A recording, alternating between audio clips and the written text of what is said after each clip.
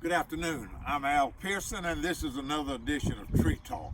Now, this time of year, we're pruning trees, and we've got trees like this that hadn't been pruned yet, and so we'll go in and select limbs to take out. The blossoms are already here, but we've had to stop pruning. It's shirt sleeve weather today, 64 degrees, and even with overcast skies, it's good and warm. This weekend, we got trouble coming. Now, peaches bloom before there's the danger of the last killing frost every year. So this is not a new occurrence for us. And we are nervous about frost and freezes.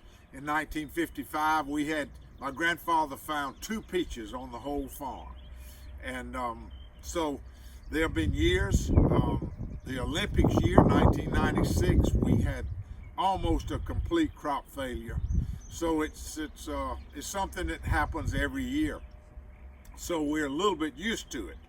But that doesn't make it any less stressful when that weather pattern comes in. And so we've got 3 or 4 days to get ready. Now, what in the world can we do about cold weather?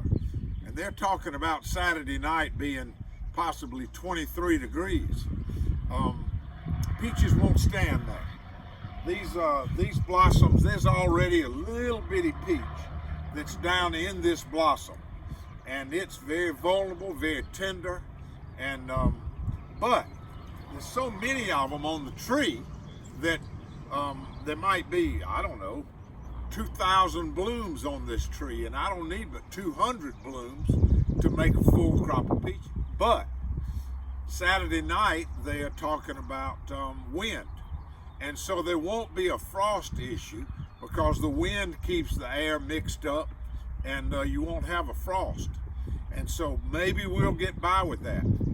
Now, the next night, they're talking about 31 or 30, but very little wind. So it's 2 different conditions those 2 nights. Now, what are we doing? We might be able to do something about the 31 degree temperature. The 23, we better bank on the wind. But on the 31, sometimes we can make our own wind. We have wind machines that keep the air stirred up and can protect from the frost.